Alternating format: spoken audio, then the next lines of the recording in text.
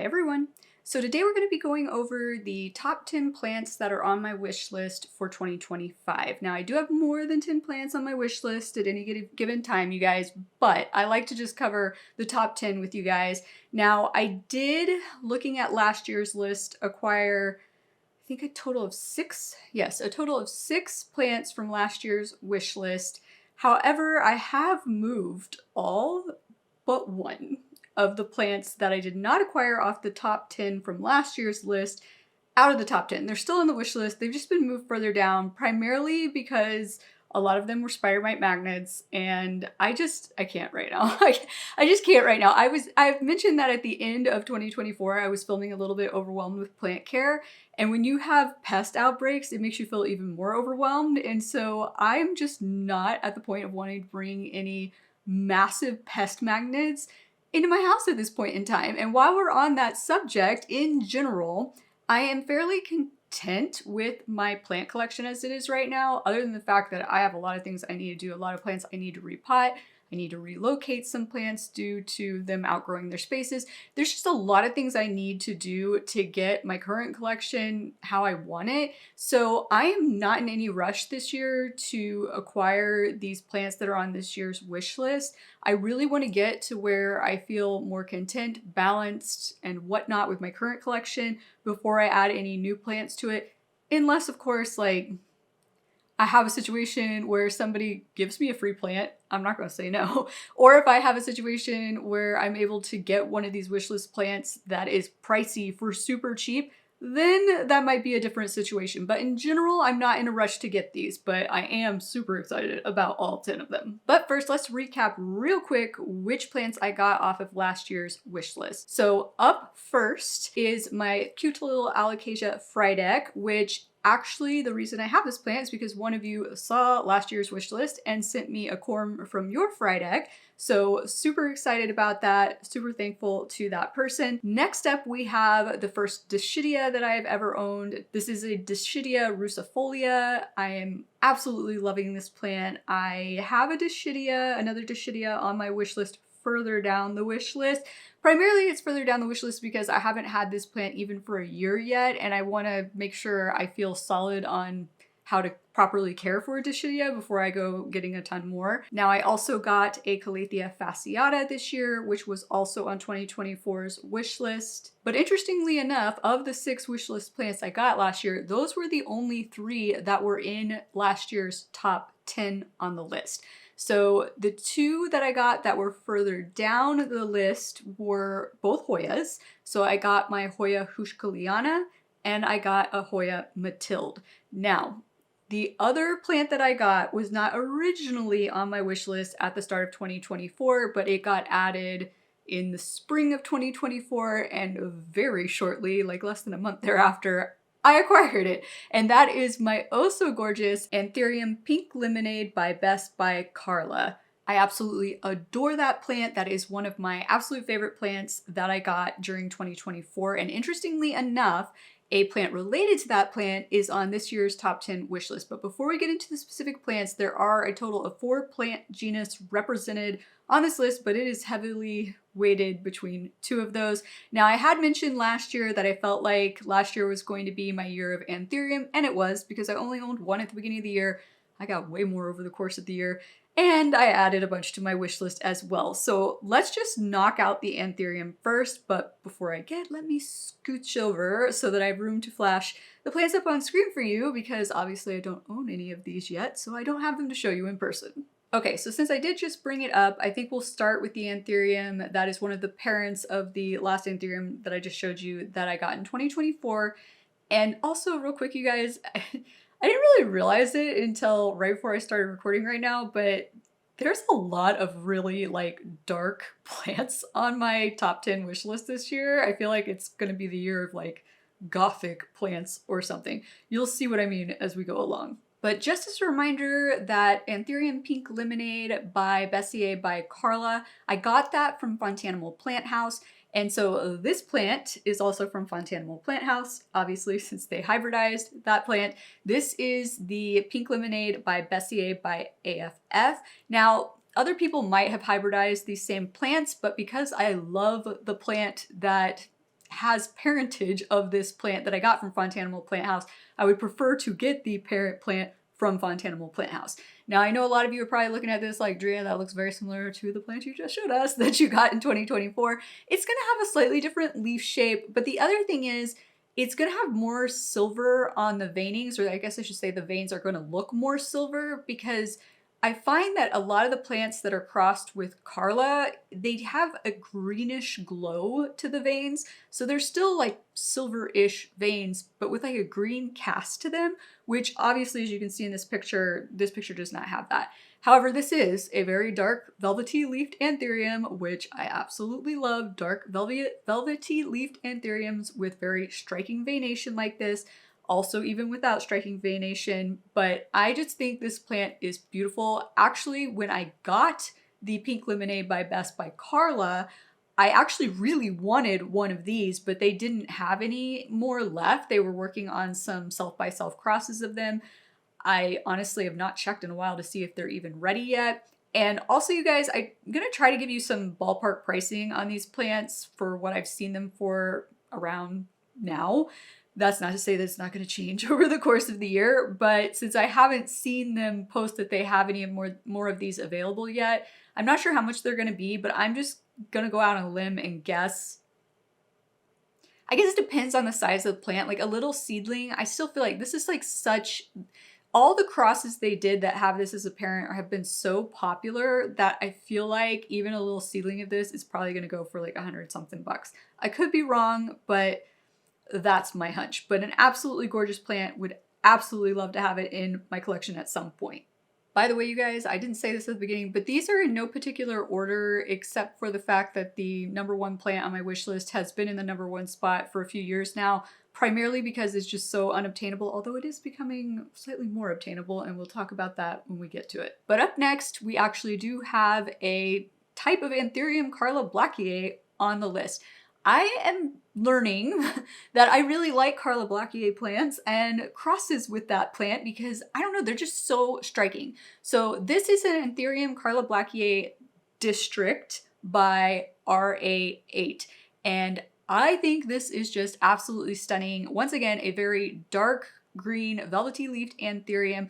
But the thing with the veins on this one, they have a slightly different kind of spread and pattern to them. They're also slightly thinner, but hopefully you can see in at least one of these pictures that I'm showing you that they kind of have that slight greenish cast to them, kind of gives them a green glow. And I just absolutely love that about Carlablackiae plants and Carlablackiae crosses. Like I said, oh my gosh, it's just so beautiful. I have it up on screen in front of me. I'm just staring at it over here. I think I first came across this plant, I want to say in a post that Anthurium Papa did. If I can find it, I'll have it flashed up here for you. But I mean, it's just so striking the way that those veins look against those leaves. Now, I did find this plant for sale online. It was $282. And that's another thing. A lot of the plants on my top 10 wish list this year are a tad bit pricey. They're definitely out of my price range at this exact moment in time. However, so I know a lot of people have been doing 2025 houseplant trend videos. I don't usually do those for you guys, but I'm tempted to do one this year because I don't agree with everything that's being said in a lot of those 2025 houseplant trend videos that I've been seeing. And I think specifically in regards to Anthurium, we're going to see some interesting things this year. So I think I'm going to record for the first time ever a 2025 houseplant trend video for you guys that you might be seeing the week after this video airs. But next up on our list, this plant, oh my goodness. Like, okay, no silver veination going on this one, so you can't say it looks exactly like the other plants. And honestly, it doesn't look anything like any of the anthuriums that I currently own. So this is an Anthurium Moodeanum. Let me try this again. Moodeanum. Possibly. I'm going to say possibly because even the person who posted this said that they weren't 100% sure if it was a Moodeanum or a Red Beauty. Those two anthuriums look very similar, you guys, and I think they said that it's the spathe. There's some minor difference between the spathe on each plant, and that's how you're able to tell the difference between one versus the other. But even this person said they couldn't figure it out. So they look very similar. It could be a red beauty, but I think just looking at other photos, I think it is a oh my gosh. Why is this one so hard for me today? Moodeanum Anthurium. And it is absolutely stunning. It is so dark. Once again, I feel like this is going to be my like year of gothic dark plants or something. Now, granted, this is a new emergent leaf that you're looking at, but it's not that new. And that's one of the things that I've been reading about this plant is that the blackish color to the leaves when they're new tends to stick around for a pretty long time on these plants. And even once it fades, as you can see, it still fades to a pretty deep, dark green, and it's a beautiful shade of green. So I just think this is an absolutely stunning plant. It has a little bit more of that kind of elongated, not really elongated shape, but like elongated tip. It still has pretty broad heart-shaped leaves and lobes at the top, but everything I've seen with these, even as they mature, they're just really kind of narrow and elongated at the tip of the plant, and I just think it is absolutely stunning. I don't think any of the photos I have that I'm flashing up here for you show the petioles, but the petioles are a deep dark red, similar to on my Woohoo Tropicals First Night by Ace of Spades, which is one of the things I absolutely love about that plant. So I would love to add one of these to my collection. I did not look up pricing on these, you guys, because they're pretty rare and hard to come by. I hear the red beauties are easier to come by. Let me do a quick search and see if I can figure out how expensive this is for you. Okay, so not as pricey as I thought, but everything I saw online looked like I was gonna have to import it for like just a tiny little baby plant. And it was ranging between like $75 to low $100 range. Personally, I would prefer, if I could, to find somebody local or at least in the US that I could get one from. It would probably cost me a little bit more, but less risk involved not importing it. But absolutely stunning plant, would absolutely love to own one. Now, the last Anthurium on the list is a dock block hybrid, and this would be the first pure dock block hybrid Anthurium that I would own, and this is a dock block Dark and Handsome by Red Velvet Cake. Now, I have to say, you guys, one of the things I learned while I was at the International Aroid Society's Tropical Plant Expo in Miami at the end of September was that of all the dock block hybrids out there, the ones that involve Red Velvet Cake are like my jam. Everything I saw that I was like, ooh, that is stunning. I would look at the tag, and one of the plants that produced that cross was Red Velvet Cake. There were a few times I looked at the tag and it was just straight up Red Velvet Cake.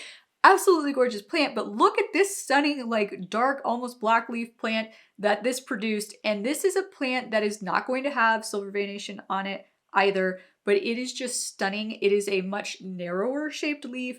Hopefully you can tell that last plant we looked at had a bit more texture to it. This is a bit more of a smooth surface to the leaf, but all of the plants I have seen that are this hybrid kind of get a little bit of ruffliness going on the edges, not like crazy amounts, but hopefully you can tell in this photo that there is a little going on there.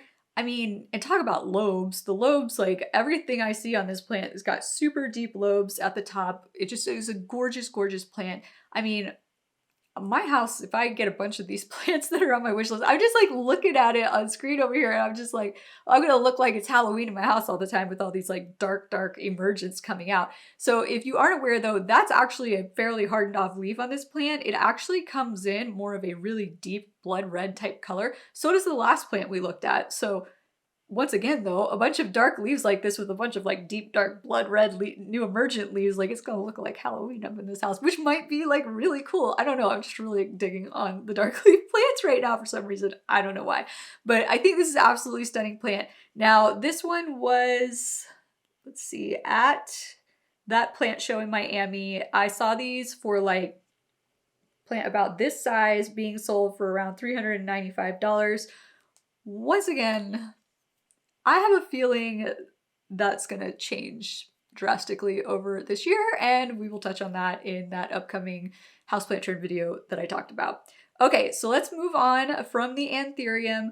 Let's just go completely, totally the opposite like direction real quick. I do have one Calathea, technically now classified as Go Persia, on this list, and that is the Calathea Helen Kennedy. This landed on my list because honestly, I had not come across this plant at all. I mean, I think I'd seen them in stores, but I hadn't like looked at a tag, or maybe the tag just said assorted Calathea or whatever. So one of you had mentioned this in a comment on a video earlier this year, and I had to go look it up. And when I did, I was like, oh my gosh, that is a really good looking Calathea. Now, it does remind me a little bit of a Calathea Moodeanum, to the point where I was like, well, do I really need one? And then I started looking at more and more pictures, and I was like, oh my gosh, like some of the pictures, it almost looks black. I know, I don't know, you guys. It's just a really, really deep, dark green, which kind of reminds me of, and I can't even remember what the name of that Calathea is now. There was another Calathea that started popping up a lot, especially in, I feel like, big box stores this year. That was a Rosa Picta variety of Calathea with just these super dark green leaves that were almost black and like a pink outline on them. If I can figure out the name, I'll flash it up on screen for you.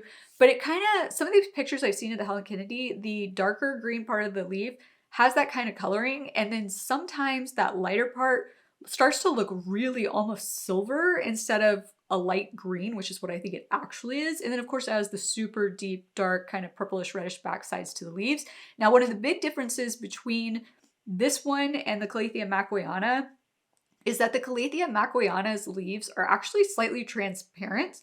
And also, if you'll recall, where the darker part of the leaf is on a Calathea Moodeanum, it's more opaque. So like when you look at the back of the leaf, if there's any, well, even if you don't have light shining through it, it doesn't look one solid color like on the Helen Kennedy or pretty much every other Calathea out there that's got a red backside of the leaf. I can't think of a single Calathea other than the Moodeanum that has that kind of effect where it's not completely solid, it's slightly like transparent. It's one of the unique things I really like about the Moodeanum.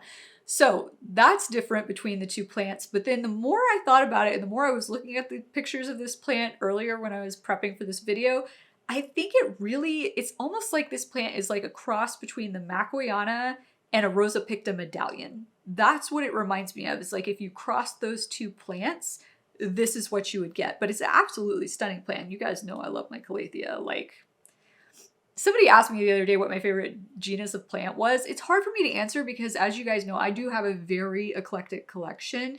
And so, and I don't know. I know a lot of other people, like, they just are really honed in. So, for example, Alice that you don't even grow here, I mean, she's Anthuriums. That's what she does. The most of her plants, like probably at least 90% of her plants, are Anthurium. Some people are just that way, but I really have a great appreciation for a lot of different variety of plants. And like, I want to be able to just have them styled in my house.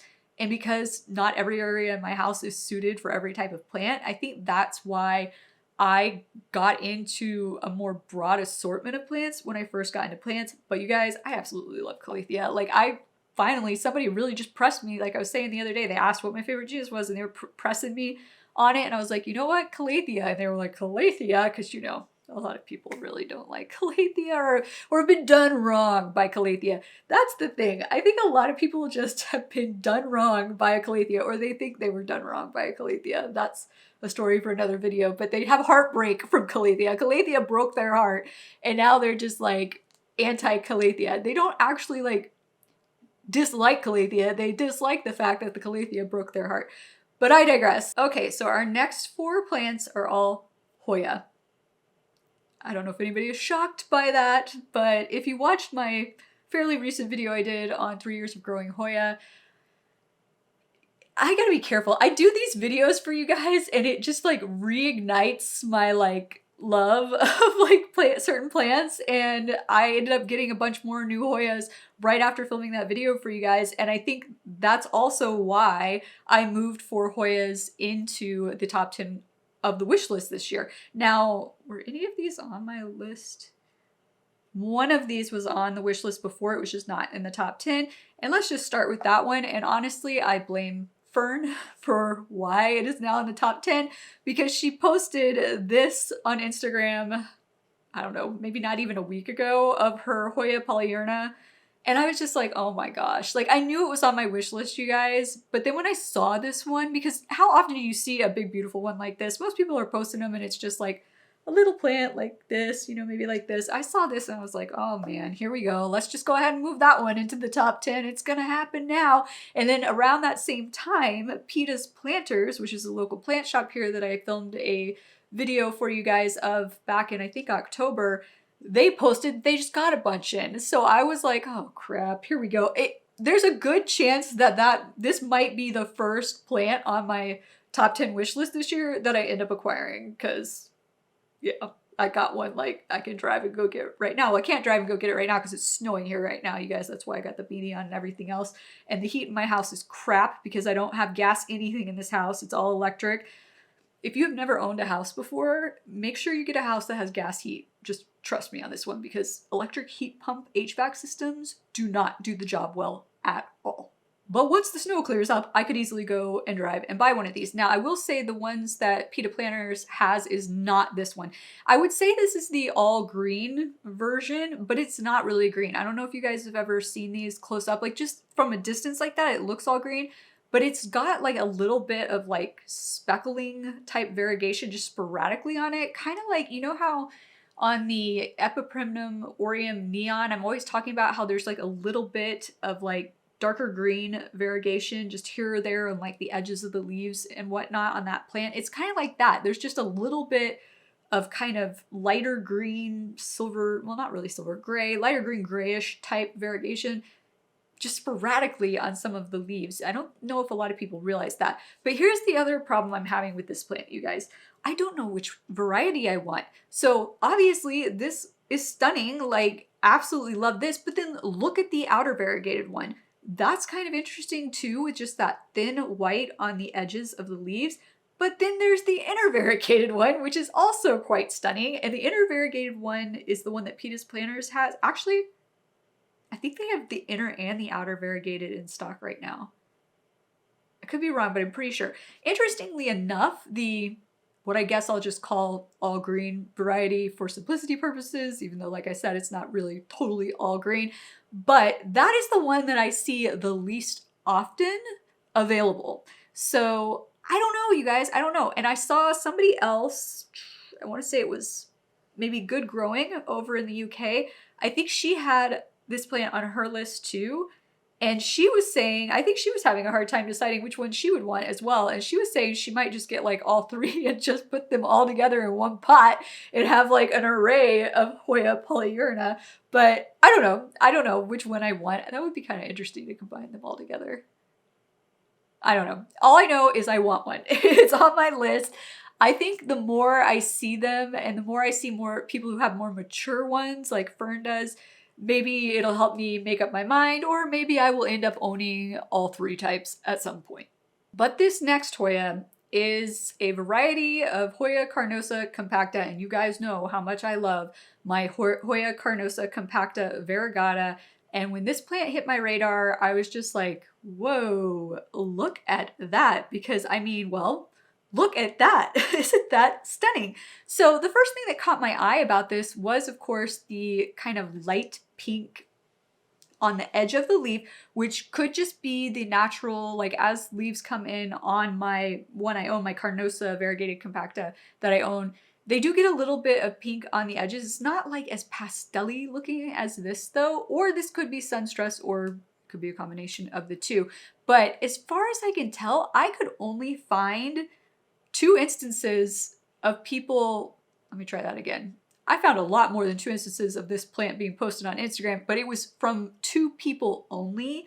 I think this is a mutation that happened, and I don't know if it's just a random mutation or what, but I think that's why not very many people have these, and it could just be that it's literally just those 2 people have them at this point. I have gotten the impression from the posts I've seen from those 2 people that it is not the fastest growing Hoya, which is not surprising to me. I mean, my Compacta variegata is not that fast growing, and mutations that look like this, I just had a hunch it's not going to be that fast growing. But it is a beautiful plant, you guys. Look at it. Now, what this actually reminds me of, because hopefully you can tell in these photos that there is a bit of silver variegation. You guys know I love silver variegation on dark green leaves on Hoya. So there's silver variegation in the center of this, and then it's got the white around the edges. So what this makes me think of is like if you somehow crossed a, oh, what's that plant called? It's a Hoya, Josephine? Jess? Hold on, you guys. Okay, I knew it started with a J, I just couldn't get the right name. Jody's Silver. So Hoya Carnosa Compacta Jody's Silver is basically like the all green version of a Carnosa Compacta, but with silver on it. So it kind of looks like this plant is a hybrid between a Jody Silver and the variegated version of the plant that I have now. Did I even say out loud what the name of this plant was? I feel like I didn't. This is a Hoya Carnosa Compacta Oblak, I think is how it's pronounced. I'm guessing. Oblak? Block? I don't know. If you know how it's pronounced, you know, try to give me a phonetic explanation in the comments down below. But this is a beautiful plant, you guys. Like, oh my goodness. I would absolutely love to own one of these. I could not find any listed for sale anywhere because once again, like I said, I feel like it must be like a fairly recent mutation, could be a one-off mutation, and it could just be that one person had one and maybe they gave a cutting to the other person that I saw posting about it or something like that.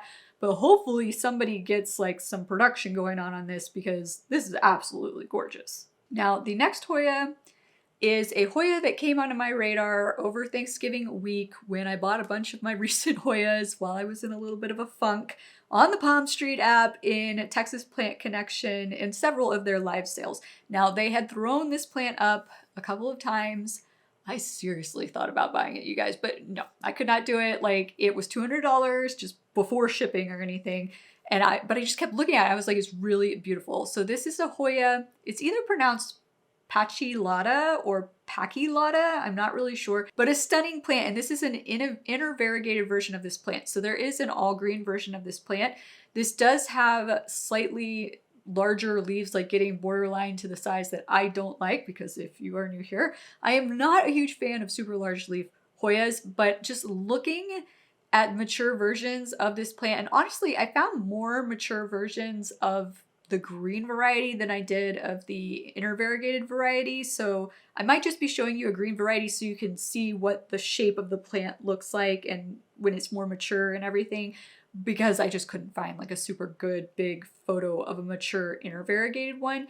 But beautiful plant, you guys. And the all green one's pretty too, but like, I don't know, when it comes to all green plants, you guys, and I don't think I've ever mentioned this before on my channel, but I like all green plants, but I do tend to favor all green plants that are darker, richer greens. I'm not a super fan of like lighter all green plants for the most part, unless they have kind of like a pastel-y color to them, then I'm kind of like, okay, but usually the ones that have the pastel-y color, it's because they have some kind of silver on them and it's just almost completely covering the leaf and making it look that way. So if this, for example, if this all green version of this plant was like a super rich, dark, deep green, I would be all over that for sure. Probably even more so than the inner variegated version of this plant. I don't really know if there's an outer variegated version of this plant or not. I didn't look it up. I'll look it up after this video if I can find one. I'll flash it up here for you. But the inner variegated one they were showing in that live was just absolutely beautiful. I mean, and it's one of those that I could put on a trellis, and I was looking at it. The one they had was pretty bushy and small. It was about like this big. And so I was wondering, and it looked very like upright growth pattern habit. And so I was kind of wondering like, well, how's it gonna look when it trails? And then when I found the photos of these ones trailing, I was like, oh, that still looks pretty good. And that's the other thing that I don't necessarily like about large leaf Hoyas is they don't really look great if you let them trail, and I'm not a huge fan of Hoyas on trellises, although that is kind of changing with my Hoya Wilbur Graves that I have because it was on a trellis when I bought it, and so far I've left it on a trellis, and I'm really kind of digging it. Now, will it stay on a trellis forever? I don't know, but right now I absolutely love it. So yes, this is just, oh, they still have it, you guys. Like, I got a $200 check from someone for Christmas, and I was like, ooh, maybe I'll go buy this plant. But then I was like, no, you've got bills you need to pay. This is why people should not just give me money for Christmas or my birthday, you guys. I 100% of the time, I will spend it on like bills or necessities and not on anything for myself. If like you want me to buy something for myself, you need to either buy me that thing or you need to get me a gift card somewhere where I have to use it to get something along those lines and I can't use it to pay bills or something else. It's just how I am. Is anybody else that way? Comment down below and let me know. But this next Hoya, which is our last Hoya on the top 10 wish list here, I think it's going to shock some of you guys, and it shocked me, but I saw it, I screenshot it, I saved it to my pretty plants folder on my phone, and then when I was going through that folder, checking my wish list, making sure, because sometimes I put plants in that folder and then I forget to actually add them to my wish list later on, you guys. So I was going through checking to see if there were any in there that I hadn't actually added to my physical wish list. There were. This was one of them. And I was like, oh yeah, well, I think I didn't add it because it's a slightly larger leaf Hoya and I don't like large leaf Hoyas. But then I kept looking at it. I was like, God, that plant is beautiful. So it's on the wish list. I don't know. This might be one of those plants where once I have it, I might I don't know, I might change my mind, my tune once it's like in my face all day long and it's bigger. But in general, I mean, look at this, you guys. Look at this.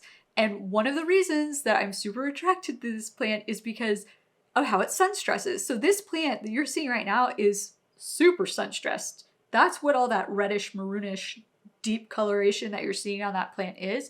I think I found a few photos of ones that weren't sun stressed, and they're kind of like, meh. I mean, it's not like it's not a pretty plant, but would I be like totally attracted to the non-stressed, sun-stressed one? Probably not. But how gorgeous is the sun-stressed one? And I have room in my southern-facing windows right now for more Hoyas, and my Hoyas love those windows, and they get super sun-stressed. I mean, look at the maroon color right now on my Hoya Carnosa Crimson Princess, you guys. It was not this deep of a color on here the last time I showed it to you, which I think was in that 3 years of growing Hoya video. Well, I mean, I guess technically you guys saw it last week, I think, in my, well, not I think, you saw it last week in my 2025 full houseplant tour video, but I don't know how many of you realized or paid that close attention to how deep that coloration, that maroonish coloration has gotten from the sun stressing. So I know that I could produce this result in my windows, and I have room in those windows for this plant. See, this is like, and see, now I'm doing these videos and now I'm getting super excited. I said I probably won't acquire any of these plants until like later in the year or something because I want to focus on my current collection. And then I look at all of them while I'm doing these videos for you, and then I get all excited, and then I'm more likely to go buy them right now, but I'm going to try to refrain. But I just think this is absolutely gorgeous. I saw another one, I think I saved the photo for it, of someone on Pinterest who said I might be pressing my luck with how much they had sun stressed it. And I tend to agree because that plant is super sun stressed to the point that it's all that color. But and honestly, this looks good if I am showing you that photo, which I think I saved that, like I said. But the one where you can still see some of the green, I almost like it better. But once again, this has that kind of dark gothic kind of like vibe to it. And like it gets really pretty white flowers, which really contrast against that dark sun stressing. I mean, I just think it's absolutely gorgeous plant. I think this is definitely one that if I do get this, I'm going to put on a trellis just because it is such a larger leafed Hoya. I wonder, I'll try to find one where somebody has like one of their hands in the photos so you can have a better idea of what size the leaves are, because I feel like when I'm just showing you a plant on a trellis in a pot in a like obscure setting with nothing to give you a good frame of reference of size, it's not obvious. Like when you're looking at this, that could be like, that leaf could be the size of my thumb, or that leaf could be this big. We don't know. We don't know how big that pot is and whatnot. So hopefully I found one that I can show you with somebody's hands in there. It's not like massively large leaves, but it's definitely larger than what I typically prefer on Hoyas. It also has pronounced veination on it, which I was just telling you in last week's video. I'm not a big fan of pronounced veination on Hoyas either, but I kind of like it on this one because when it's sun stressed, it gives that contrast of those thin green lines. I mean, I don't know. I may have to change my tune on how I feel about large leaf Hoyas, but I just think this is absolutely gorgeous. But on to the number one plant on my wish list for probably, I think, the third year in a row.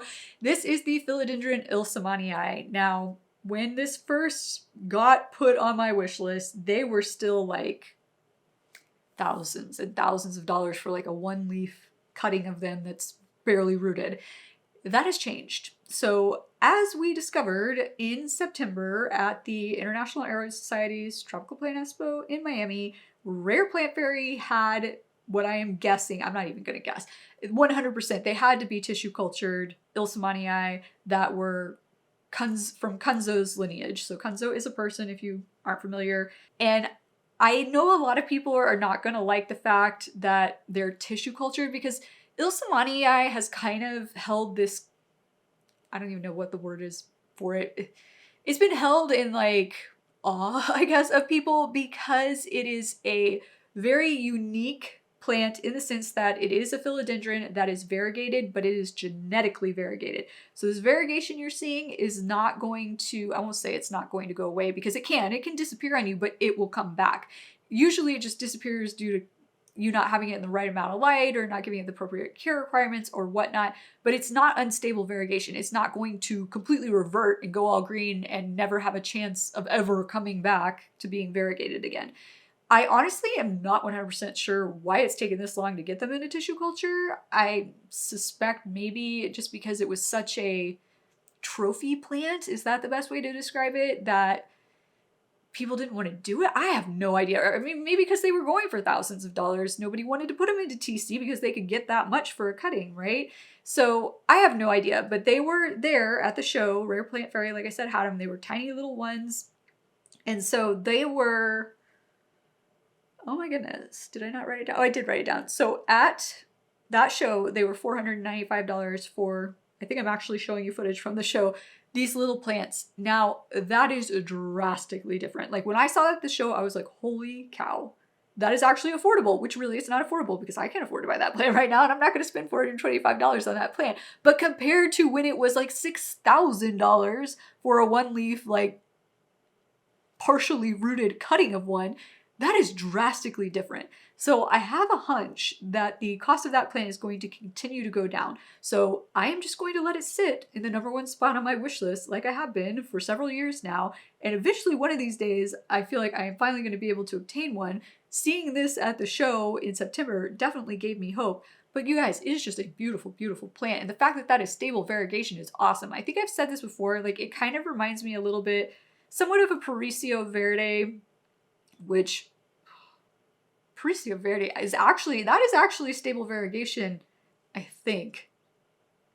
I'm pretty sure that's stable variegation, but it is so dependent on the perfect environment. If you do not have it warm enough, typically is the problem, it will go all green on you. You can get the variegation to come back, but in my experience, it's really hard and it was not happening in my house. I used to own a Paricio Verde and I got rid of it because it just went all green on me and I couldn't get it to go back to looking variegated because it just didn't like my conditions in my home.